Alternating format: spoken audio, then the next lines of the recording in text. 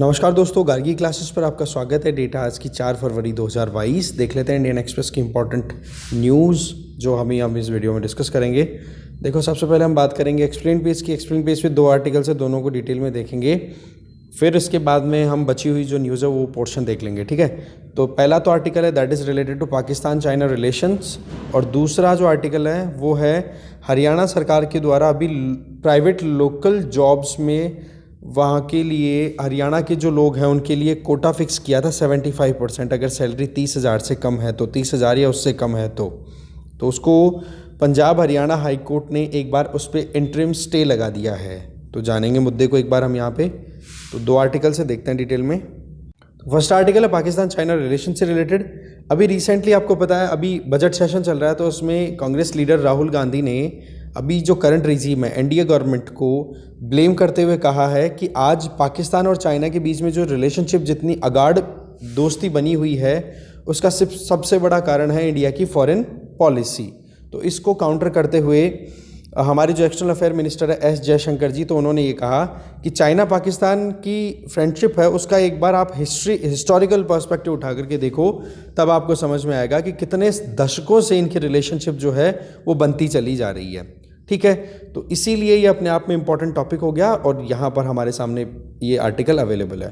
तो देखो, शुरुआती सालों की बात करें, पाकिस्तान इंडिपेंडेंट हुआ, इंडिया इंडिपेंडेंट हुआ, साथ साथ में चाइना में कम्युनिस्ट रिजीम आया 1949 में, तो सेम सा टाइम था। तो देखो, पाकिस्तान और इंडिया इन दोनों में देखिए तो सबसे पहले इंडिया ने चाइना को रिकॉग्नाइज़ किया था, फिर उसके कुछ दिनों बाद में ही बाद में पाकिस्तान ने मतलब कुछ 1-2 सालों के अंदर अंदर ही पाकिस्तान ने भी रिकॉग्नाइज़ कर लिया था चाइना को। दैट मीन्स 1947 के बाद में ये प्रोसेस स्टार्ट हो गया था। फिर डिप्लोमेटिक रिलेशंस की बात करें तो पाकिस्तान और चाइना के बीच में एंगेजमेंट शुरू हुई 1951 में, पर शुरुआत में पाकिस्तान की चाइना के साथ में इतनी ज़्यादा एंगेजमेंट्स नहीं थी। क्यों? क्योंकि पाकिस्तान ने यूएसए वाला जो ग्रुप था उसको ज्वाइन कर लिया था। अब यूएसए में आपको पता है लिबरल डेमोक्रेटिक जो कैपिटलिस्ट सोसाइटी का बिहेवियर था वो कंटिन्यू था, जबकि यूएसए के अगेंस्ट में कोल्ड वॉर में कौन था? यूएसएसआर। और वहाँ पे कैसा रिजीम था? सोशलिस्टिक कम्युनिस्ट पैटर्न पे काम चल रहा था। तो इस केस में चाइना में तो कम्युनिस्ट पार्टी ने टेक ओवर कर लिया था 1949 में, इसलिए यूएसए का जो एटीट्यूड था वो था एंटी कम्युनिस्ट, ठीक है ना। तो इस केस में यूएसए के ग्रुप में जाने के चक्कर में पाकिस्तान ने चाइना के साथ रिलेशंस नहीं स्टैब्लिश किए, और उस टाइम पर आपको पता है सिएटो और सेंटो करके 2 मिलिट्री पैक्ट साइन करवाए थे एशिया में। एक तो था South East Asian treaty organisation और एक था सेंट्रल यूरेशियन, जो मतलब सेंट्रल ट्रीटी ऑर्गेनाइजेशन था, ठीक है, जिसमें आप ये गल्फ कंट्रीज़ की जिनकी बात करते हो या सेंट्रल जो एरिया है अफगानिस्तान वाला, उस एरिया में पाकिस्तान को लीडरशिप सौंपी गई थी यूएसए के द्वारा। तो ऐसे में यूएसए के ब्लॉक में था कौन? पाकिस्तान। जबकि आप देख सकते हो यूएसए का बिहेवियर कैसा था? नॉन सोवियत ब्लॉक था वो, ठीक है, नेटो और इस तरीके से।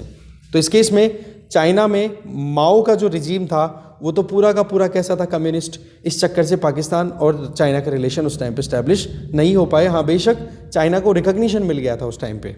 चलिए आगे बढ़ते हैं। दूसरी तरफ अगर देखें तो इंडिया जो है वो चाइना के साथ में अलग ही तरीके की रिलेशनशिप बना रहा था। जैसे कि हम बहुत बार डायलॉग सुनते हैं, ये एक स्लोगन निकला था, हिंदी चीनी भाई भाई। वो बात अलग है कि चीनी ने फिर बाद में छुर्रा घोंपा था, ठीक है। तो ऐसे में दोनों कंट्रीज साथ में क्यों आए, उसके पीछे कारण था एक तो एंटी कॉलोनियल जो टेंडेंसी थी, क्योंकि हमें भी बहुत ज़्यादा परेशानी हुई थी जो कॉलोनियल पावर्स थी उनकी वजह से, ठीक है, हम भी गुलाम रहे थे, और चाइना में भी कहीं ना कहीं कॉलोनियल पावर्स ने बहुत ज़्यादा प्रॉब्लम क्रिएट की थी। तो दोनों कंट्रीज़ के बीच में एक बॉन्डिंग क्रिएट हो गई। फिर आ जाओ आगे, फिर टाइम बीतता है तो जिस तरीके से तिब्बत को टेक ओवर किया गया था, किसके द्वारा? चाइना के द्वारा, तब फिर कहीं ना कहीं पाकिस्तान और पाकिस्तान और यूएसए की जो रिलेशनशिप है एकदम क्लियरली ओपन आ गई थी कि चाइना का जो कम्युनिस्ट रिजीम है उसको काउंटर करने के लिए पाकिस्तान ने पुरजोर हेल्प प्रोवाइड की थी यूएसए को। देखो, 1950 का टाइम था जब तिब्बत को टेक ओवर करने के चक्कर में उस टाइम पर चाइनीज़ ट्रूप्स हैं वो तिब्बत में इन्वेड कर चुके थे। तो पाकिस्तान ने तिब्बत में जो रिबेल्स थे, तिब्बत में जो विरोधी जो चल रहे थे, जो आज धर्मशाला में सरकार चला रहे हैं हमारे यहाँ पे हिमाचल प्रदेश में, ठीक है, तो उनका सपोर्ट किया गया था यूएसए के द्वारा। तो यूएसए को लॉजिस्टिक सपोर्ट किसने दिया? मिलिट्री लॉजिस्टिक सपोर्ट पाकिस्तान ने। तो इस तरीके से चाइना और पाकिस्तान के रिलेशंस जो 1950s का टाइम था उस टाइम पर इतने अच्छे नहीं थे, फिर आ जाओ 1962 वॉर, आपको पता है इंडिया चाइना वॉर हुआ था 1962, तो इसमें बीजिंग और इस्लामाबाद दोनों को और ज़्यादा क्लोज ला दिया था इस वॉर ने। इसमें क्या था, पाकिस्तान हमारा दुश्मन पहले से, बीजिंग ने हमसे लड़ाई कर ली, तो इंडिया का दुश्मन एक तरफ पाकिस्तान एक तरफ चाइना, तो दुश्मन का दुश्मन दोस्त हो गया, दोनों साथ में बैठ गए। रही सही में 1962 वॉर जब हम हार गए थे ना, तो इससे पाकिस्तान को बहुत ज़्यादा गट फीलिंग आई कि हम कैसे भी करके अब इंडिया को हरा सकते हैं और कश्मीर को हम हड़प लेंगे। फिर 1965 में पाकिस्तान ने अटैक कर ही दिया था, फिर हमारी लड़ाई फिर से हुई थी लाल बहादुर शास्त्री जी के टाइम पे, तब नारा दिया गया था जय जवान जय किसान। तो पाकिस्तान इंडिया वॉर हुआ, वो बात अलग है कि फिर इसमें इंडिया जीत गया था। तो इस तरीके से पाकिस्तान और चाइना की रिलेशनशिप में क्लोजनेस आनी शुरू हो गई। फिर 1963 में एक एग्रीमेंट साइन होता है जिसमें पाकिस्तान और चाइना के बीच में एग्रीमेंट में ये था कि जो पाकिस्तान ऑक्यूपाइड कश्मीर का एक हिस्सा जिसको हम बोलते हैं सक्सकम वैली, ठीक है, आप देखोगे जम्मू कश्मीर को तो इस तरीके से, इस तरीके, ठीक है, तो ये वाला एरिया पूरा पाकिस्तान के पास में है, ये तो गिलगित बाल्टिस्तान वाला एरिया है ही, और इधर आप देख सकते हो पाकिस्तान ऑक्यूपाइड कश्मीर। तो ये जो यहाँ पर एरिया है ना, इस एरिया को सक्सम वैली बोलते हैं। ये वैली जो है वो ऐसे कैसे चाइना को दे दी थी, ठीक है। इसके आगे अगर देखें, अब ये जो सक्सम वैली जो थी वो देखो पाकिस्तान के अंडर में थी, कंट्रोल तो पाकिस्तान का था, बट हम क्लेम करते हैं क्योंकि पाकिस्तान ने ऑक्यूपाई किया था कश्मीर को। अब पाकिस्तान को ने जैसे ही ये सक्सम वैली चाइना को दे दी तो और क्लोजनेस आ गई, और 1970s के टाइम पे इतनी रिलेशनशिप इंक्रीज हो गई कि पाकिस्तान और चाइना के दोनों के कोऑपरेशन के बेसिस पे काराकोरम हाईवे बन गया। क्यों? क्योंकि 1962 में आपको पता है अक्साई चिन है वो टेक ओवर कर लिया था किसने? चाइना ने। और अक्साई चिन और सक्सम वैली दोनों एक दूसरे को ज्वाइन करते हैं, और उसी के थ्रू फिर बाद में ये काराकोरम हाईवे है वो क्रिएट की गई, बनाई गई।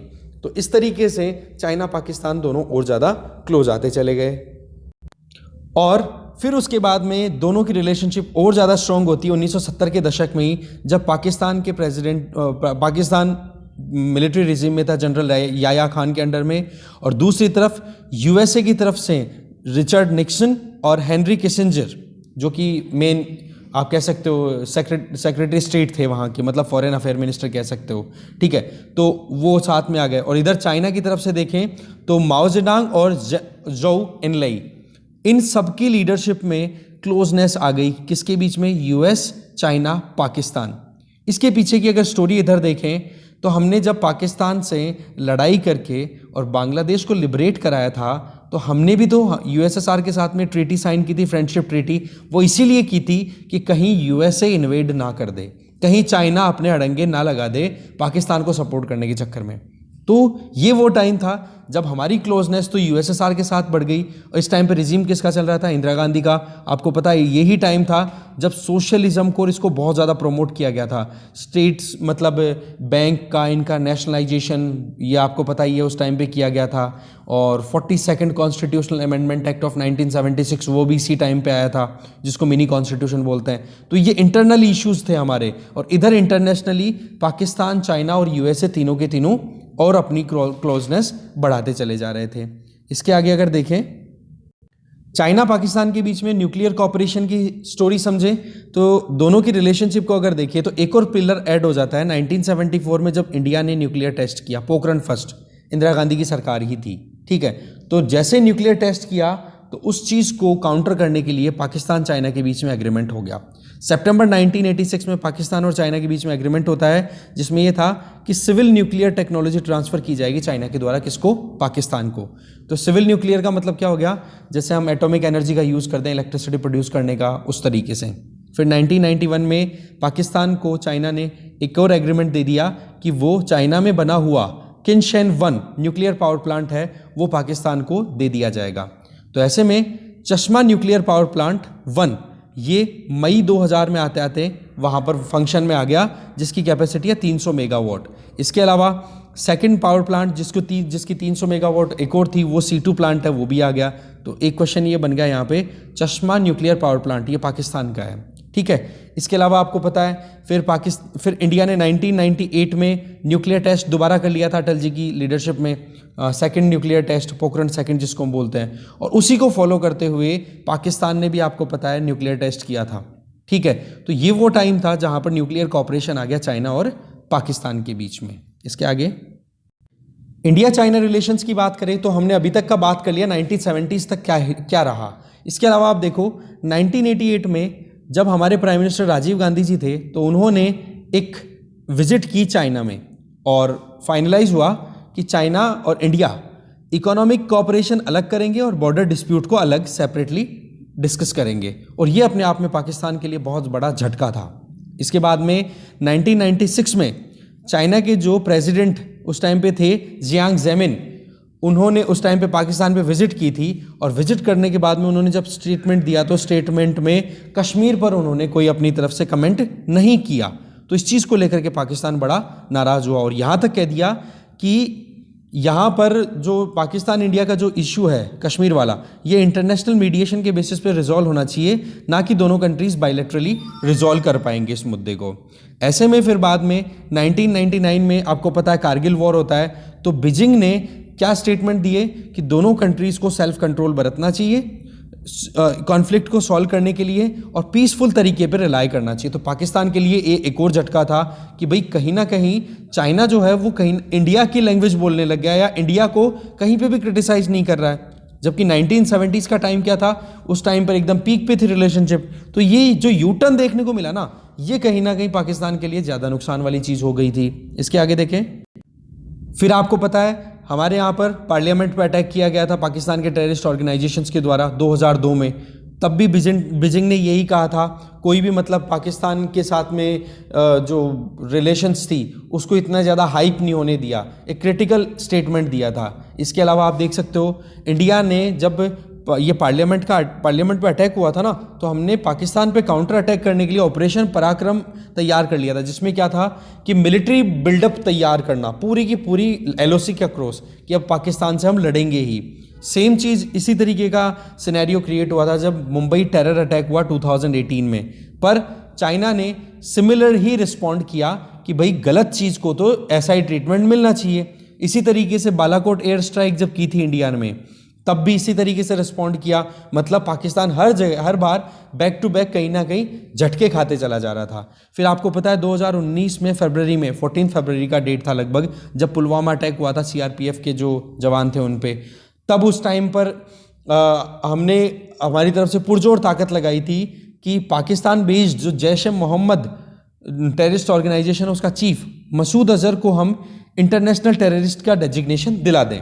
उसके लिए हमने बहुत कोशिशें की, पर मार्च 2019 से पहले तक जितनी बार भी हमने एफर्ट्स लगाए ना, उसको चाइना ने वीटो कर दिया था UNSC में।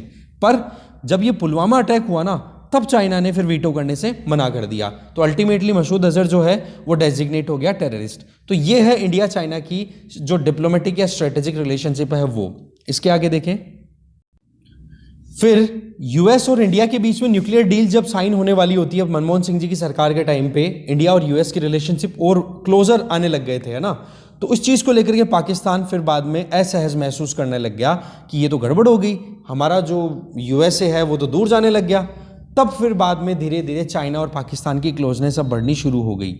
साथ में आपको पता है कि इंडिया और US के बीच में जैसे न्यूक्लियर डील साइन हुई, तो फिर बाद में बीजिंग और इस्लामाबाद ने एक नेक्सस बना लिया, वो ये कि जो NSG ग्रुप है ना, NSG ग्रुप है न्यूक्लियर सप्लायर ग्रुप, उसमें अगर इंडिया की एंट्री हो तो बीजिंग जो है वो ये कहेगा कि पाकिस्तान की भी एंट्री होनी चाहिए।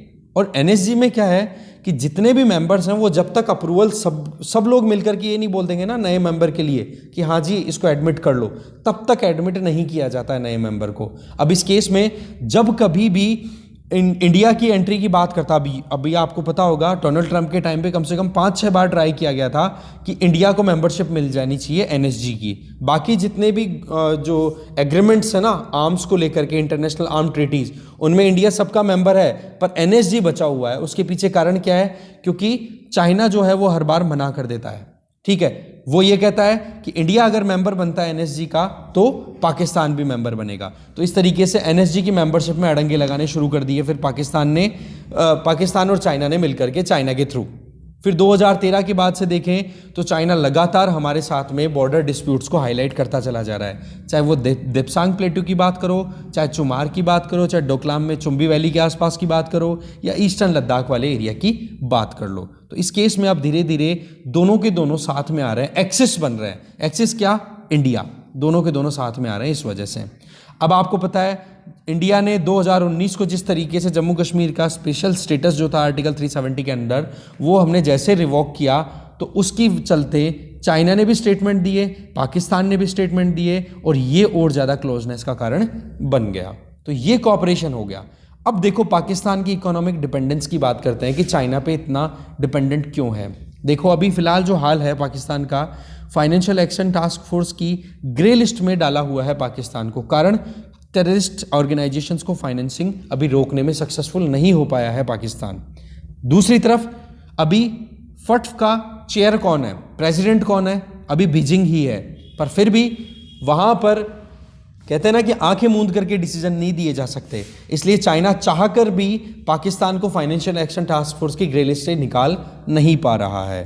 पर दूसरी तरफ अगर देखें तो 2019 तक, जब तक हमारे पुलवामा अटैक नहीं हुआ था, तब तक चाइना ने पाकिस्तान के मसूद अजहर को, पाकिस्तान के जैसे मोहम्मद के लीडर को टेररिस्ट डिक्लेयर होने से बचा के रखा। पर वो पुलवामा वाला इंसिडेंट ऐसा था, वो हीट ऑफ द मोमेंट में फिर बाद में चाइना वीटो नहीं कर पाया। इसके अलावा चाइना क्यों पाकिस्तान के साथ में इस तरीके की टाइज रखना चाह रहा है, जबकि पाकिस्तान जहां तक है वो चाइना के लिए एक बोझ ही है। इसके पीछे एक कारण और है। देखो इकोनॉमिक इश्यू तो है ही कि चाइना सीधा का सीधा अरेबियन सी को एक्सेस कर पा रहा है ग्वादर पोर्ट से, चाइना पाकिस्तान इकोनॉमिक कॉरिडोर से होते हुए। पर एक जो सिक्योरिटी, इंटरनल सिक्योरिटी का मुद्दा है वो ये कि जो सिंजियान प्रोविंस है ना चाइना का, जो कि हमारे जम्मू कश्मीर से अपनी बॉर्डर शेयर करता है और उधर सेंट्रल एशिया से भी अपनी बॉर्डर शेयर करता है, वहां पर जो वीगर मुस्लिम्स है, जिनको उइगर मुस्लिम्स भी हम बोल देते हैं, तो वीगर मुस्लिम्स जो हैं वो अपना एक अलग ही एजेंडा चला के चल रहे हैं, और चाइना जो है उनको कंसंट्रेशन कैंप्स में रख करके और उनको परेशान कर रहा है या फिर उनको प्रेशराइज कर रहा है कि चाइनीज़ कल्चर को आप अडॉप्ट करो। तो इस केस में वो जो एक रिबेल क्रिएट हो रहा है, विरोध जो क्रिएट हो रहा है चाइनीज़ रिजीम के खिलाफ सिंजियान प्रोविंस में, उसको नाम दिया जा रहा है ईस्ट तुर्किस्तान इस्लामिक मूवमेंट। तो ये है इस्लामिक मूवमेंट। अब एक तरफ तो चाइना है वो पाकिस्तान के साथ एंगेज कर रहा है, जो कि मुस्लिम इश्यूज को या मुस्लिम कॉज को हाईलाइट करता रहता है। दूसरी तरफ ईस्ट तुर्किस्तान इस्लामिक मूवमेंट से चिंता में भी है, क्योंकि उइगर मुस्लिम या वीगर मुस्लिम्स हैं वो चाइना के लिए सरदर्द हैं। अब क्या है, आपको पता है तालिबान ने टेक ओवर कर लिया अफगानिस्तान को, तो वहां पर अब तालिबान को मैनेज कौन करता है? तालिबान की सारी तालिबान तो कठपुतली है, सारी की सारी स्ट्रिंग्स किसके हाथ में? इस्लामाबाद के हाथ में। अब इस्लामाबाद को राजी करना बीजिंग के लिए एक ये भी मुद्दा बन गया। क्यों? अगर इस्लामाबाद खुश नहीं रहा तो तालिबान नाराज हो गया, ये मानो, और तालिबान नाराज हो गया तो ये ईस्ट तुर्किस्तान इस्लामिक मूवमेंट है वो इंटरनल सिक्योरिटी थ्रेट क्रिएट कर देगा चाइना के लिए ज़बरदस्त। तो इस तरीके से चाइना की रिलेशनशिप पाकिस्तान की इस एंगल से भी सेट हो रही है। इसके आगे देखें, जब वीगर मुस्लिम्स की बात आती है और पाकिस्तान से पूछा जाता है कि भाई आप बताओ, आप मुस्लिम कॉज के लिए बात करते हो, इंडिया में मुस्लिम्स के लिए आप स्टेटमेंट देते हो, पर वीगर माइनॉरिटीज़ हैं चाइना की, उनके लिए आप स्टेटमेंट क्यों नहीं देते? तो पाकिस्तान का ये कहना होता है कि हम चाइना के वर्जन पे बिलीव करते हैं, बाकी चाहे कोई कुछ भी कहे हमें कोई फ़र्क नहीं पड़ता। चाइना जो बात बोल रहा है वो सही है, वो एकदम परफेक्ट है, कोई खराबी नहीं है, और वहाँ पर कोई एट्रोसिटीज़ नहीं हो रही है मुस्लिम्स के खिलाफ। ठीक है जी। अब देखो, वॉशिंगटन का जब इन्वॉल्वमेंट था अफगानिस्तान में, तब तक तो बीजिंग है वो कहीं ना कहीं दूर था।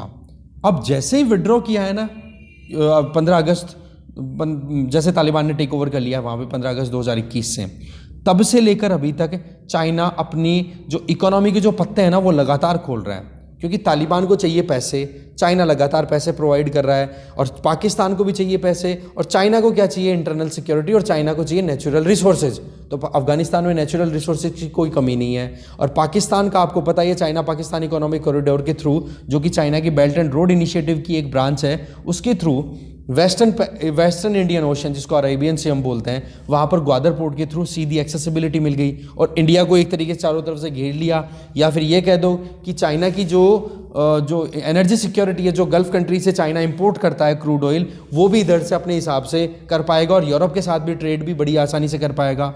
तो ये सारी चीज़ें मिलकर के कहीं ना कहीं चाइना को लगातार और पाकिस्तान को एक दूसरे के साथ में एक कहते हैं ना कि म्यूचुअल ट्रस्ट की तरफ ज़्यादा पुश करता चला जा रहा है।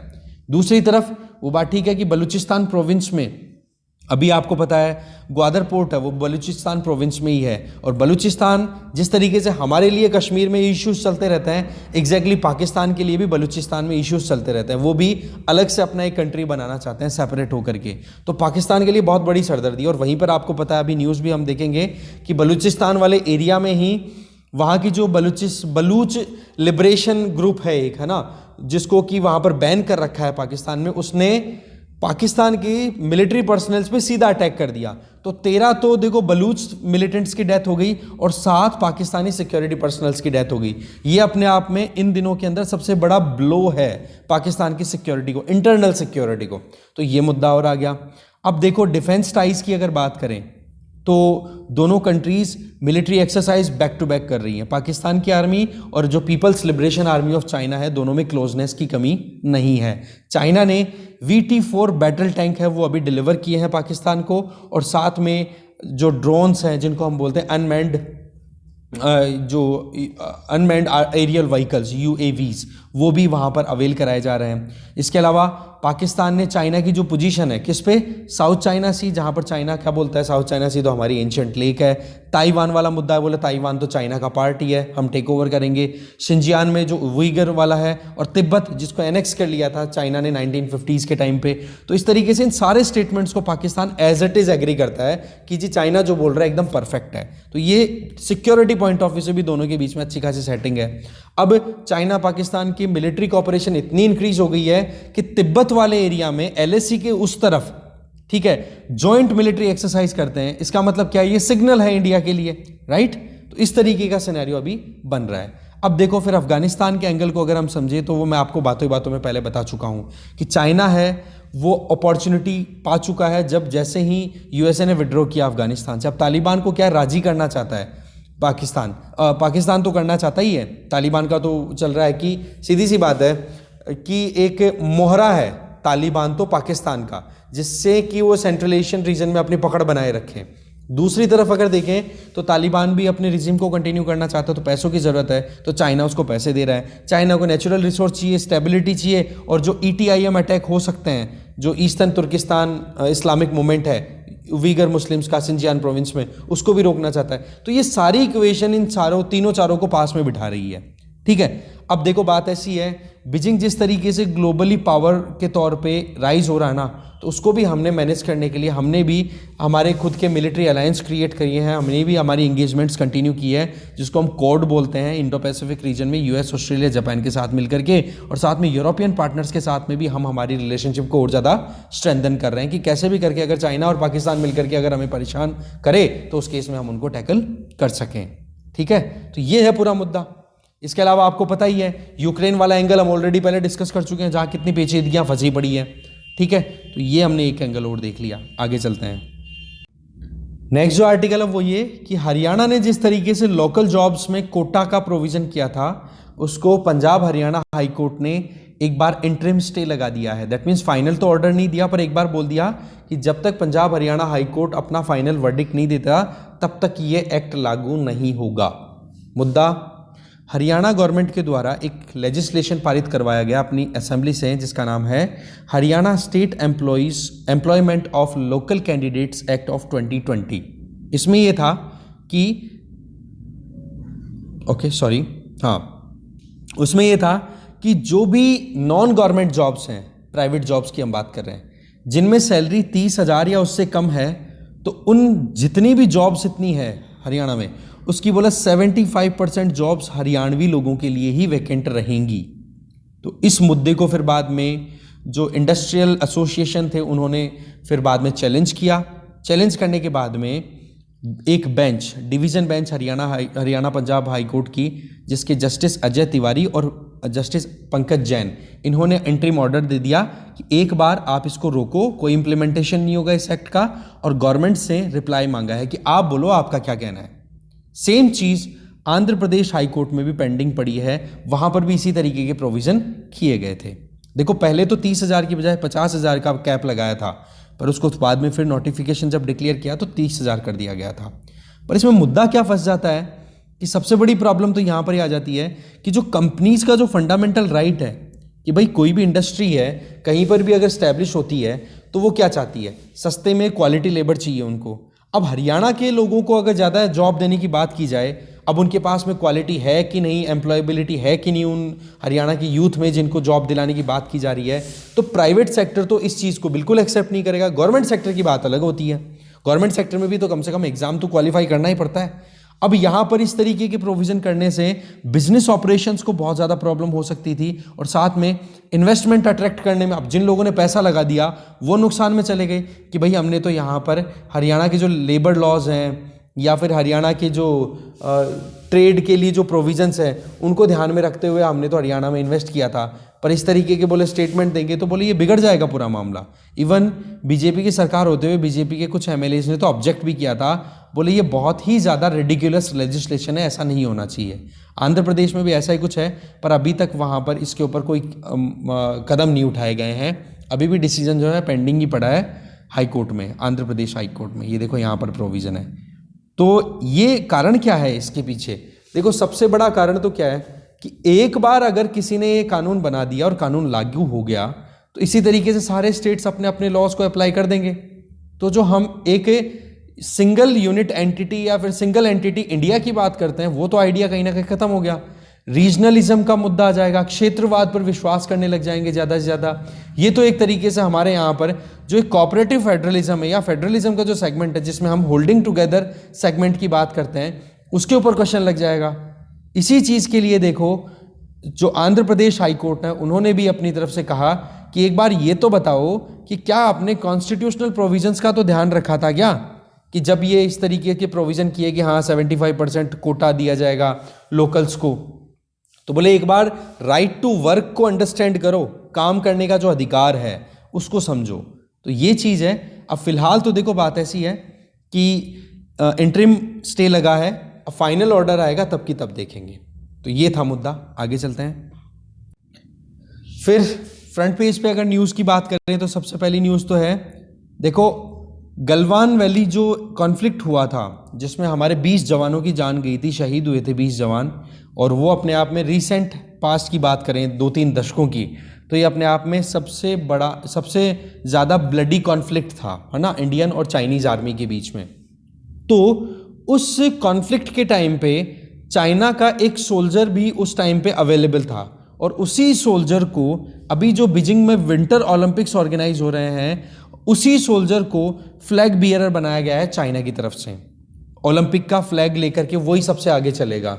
इसलिए इंडिया ने कह दिया, बोला हमारी तरफ से तो कोई ऑफिशियल वहाँ पे प्रेजेंट नहीं होगा, ना तो ओपनिंग सेरेमनी में ना क्लोजिंग सेरेमनी में। इसका मतलब हमने क्या कर दिया, इस ओलंपिक का जो बीजिंग में विंटर ओलंपिक्स हो रहे हैं, ठंड में जो ओलंपिक्स होते हैं, बोला इनका हम डिप्लोमेटिकली बॉयकॉट करते हैं, हम इसको ज्वाइन नहीं करेंगे। हाँ बेशक हमारी तरफ से एक एथलीट विंटर ओलंपिक्स में पार्टिसिपेट करने के लिए जाएगा, उसको मना ही नहीं है, पर हमारे डिप्लोमेट्स वहाँ पर सेरेमनी में नहीं प्रेजेंट होंगे।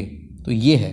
इसके आगे अगर देखें, हाँ लगे हाथ एक चीज़ और, अभी ऑस्ट्रेलिया में एक रिपोर्टर ने न्यूज़ पब्लिश की है, एक रिपोर्ट अपनी पब्लिश की है न्यूज़पेपर में, वहाँ पर डिटेल में, कि इंडिया के जो सोल्जर्स की जो डेथ हुई थी वो तो 20 काउंट हो गई थी, पर चाइना की कम्युनिस्ट पार्टी ने इस चीज़ को रिवील नहीं किया था कि उनके 38 सोल्जर्स की डेथ हुई थी। अब वो चीज़ अच्छे से उन्होंने बहुत एविडेंसेस के बेसिस पे और फिर वो बात रिपील की है। ऑस्ट्रेलियन एक रिपोर्टर है कि चाइना के 38 जवानों की डेथ हुई थी, जबकि हमारे इधर से 20 फैटलिटीज़ देखी गई थी। इसके आगे देखें, नेक्स्ट तो देखो IDBI बैंक में से डिसइन्वेस्टमेंट करने की बात की जा रही है, तो देखते हैं आगे सरकार का क्या प्रोग्राम है आने वाले टाइम पे। तो डिसइन्वेस्टमेंट का जो काम है वो कौन सा डिपार्टमेंट करता है, हमारे यहाँ पर department of investment and public asset management, DIPAM, ठीक है।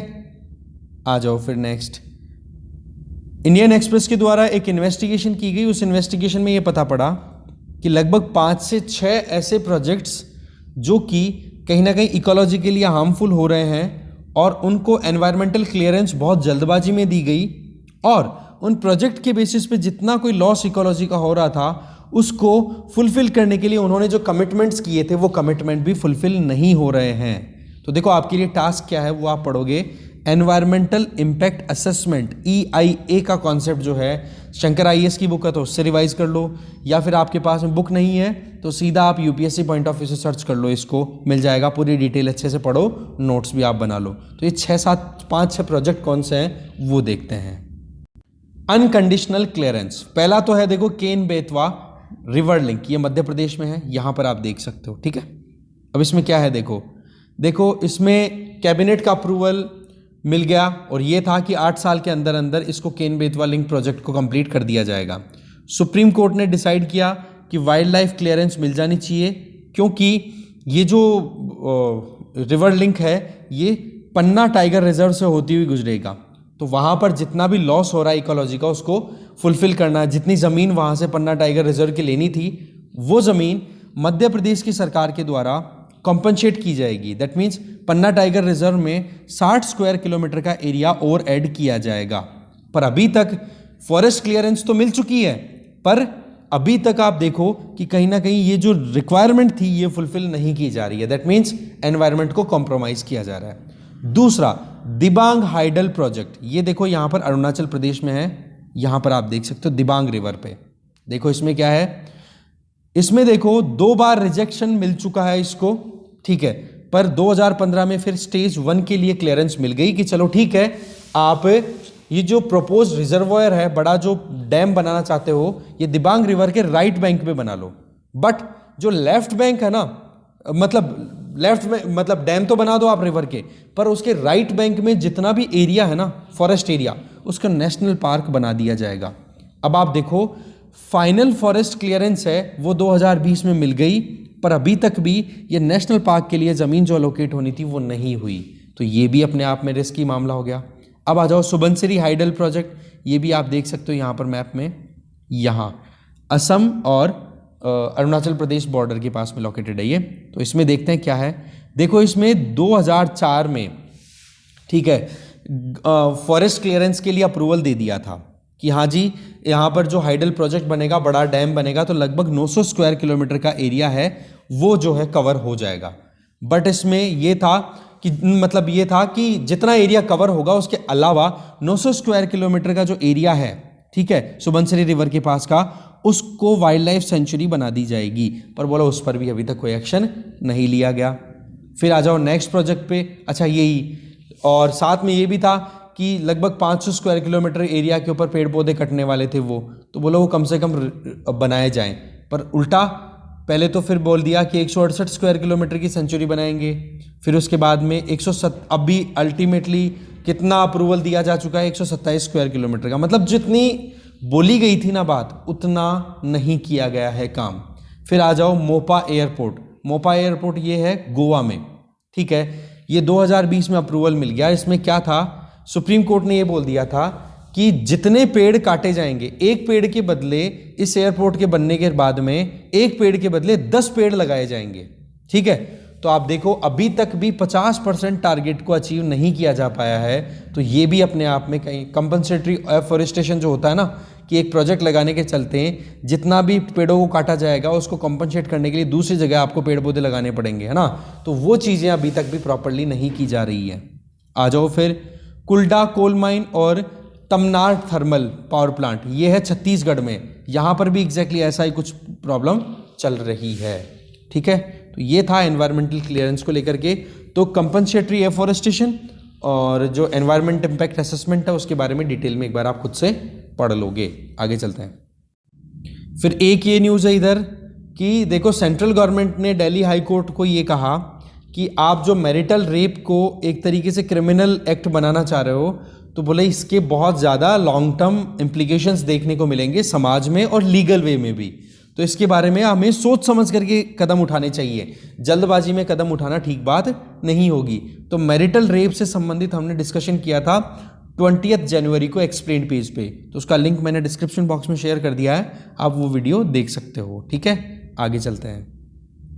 वर्ल्ड पेज पे अगर नज़र डालें तो यूनाइटेड स्टेट्स की आर्मी के द्वारा रेड की गई सीरिया की एक लोकेशन पे, तो वहाँ पर ISIS का जो करंट चीफ था उसको मार गिराया गया है, ठीक है। नाम था अबू इब्राहिम अल हसीमी अल कुरैशी, ये भाई नाम था बड़ा बड़कम, तो इसको मार दिया गया है।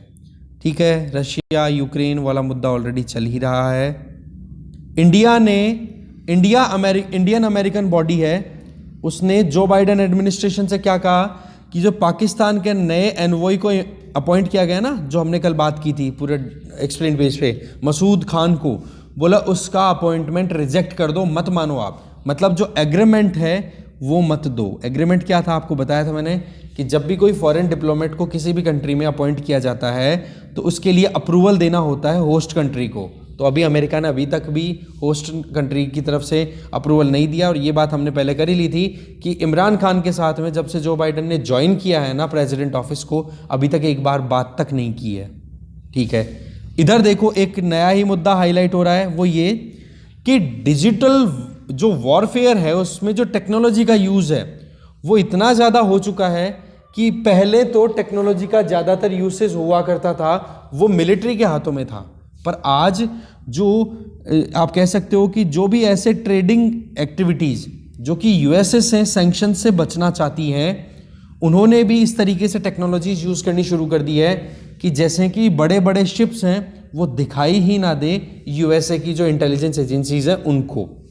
तो ये है कॉन्सेप्ट कि भाई डिजिटल वॉरफेयर टेक्नोलॉजी का यूज़ किया जा रहा है सी ट्रेड में। मिलिट्री क्यों यूज़ करती है स्टील्थ टेक्नोलॉजी, जिससे कि वो छुप सके, अपने आप को कहीं पे हाइड कर सके, दिखे नहीं टेक्नोलॉजिकल वेपन को, है ना। तो वो टेक्नोलॉजी आजकल ट्रेड में यूज़ हो रही है जिससे कि यूएसए उस पर नज़र ना गड़ा सके। जैसे यूएसए का जीपीएस है, ग्लोबल पोजिशनिंग सिस्टम, तो उस सिस्टम के साथ में छेड़खानी की जा रही है इन टेक्नोलॉजीज़ का यूज़ करके, और यूएसए को पता भी नहीं पड़ रहा। और आप देखो यहाँ पर ये जो इमेज है इसमें ये शिप देखो कितना एकदम ब्लर दिखाया हुआ है, ये यही मैसेज देता है कि टेक्नोलॉजी जो है वो शिप की लोकेशन को हाइड कर देती है और जीपीएस को जो है वो क्लियर पता ही नहीं पड़ता कि कहाँ पर क्या एक्टिविटीज़ हो रही हैं। ये है मुद्दा। आगे चलते हैं। इकोनॉमी पेज पे इतनी कोई इंपॉर्टेंट न्यूज़ है नहीं। श्योरिटी बॉन्ड के बारे में हमने कल बात कर ही ली थी, जिसमें क्या था कि मान लो गवर्नमेंट के द्वारा कोई प्रोजेक्ट अगर दिया जाता है कॉन्ट्रैक्टर को कंप्लीट करने के लिए, हाईवे या रोड कोई भी, तो उसमें कॉन्ट्रैक्टर और गवर्नमेंट की जो एंटिटी है उनके बीच में एक एग्रीमेंट होगा, और उस एग्रीमेंट की सिक्योरिटी लेगा कौन, एक इंश्योरेंस कंपनी। वो ये कह के कि जी इन दोनों में से जो भी इस कॉन्ट्रैक्ट को ख़त्म करेगा या फिर सही से नहीं इम्प्लीमेंट होने देगा तो दूसरे वाले को उसका हर्जाना मिल जाएगा। तो ये है श्योरिटी बॉन्ड। अभी तक तो क्या थी कि बैंक गारंटी देता था प्रोजेक्ट को इम्प्लीमेंट होने में, अब बैंक गारंटी की बजाय इंश्योरेंस कंपनीज के द्वारा श्योरिटी बॉन्ड इशू किए जाएंगे। पर इसमें थोड़ी स्पीड कम आ रही है, कारण इंश्योरेंस कंपनीज को अभी इंफ्रास्ट्रक्चर से रिलेटेड, इनसे रिलेटेड इतना आइडिया नहीं है। ठीक है, उसमें थोड़ा टाइम लग रहा है। बस इस डिस्कशन में जो भी था वो हमने देख लिया है। Thank you very much for watching this video.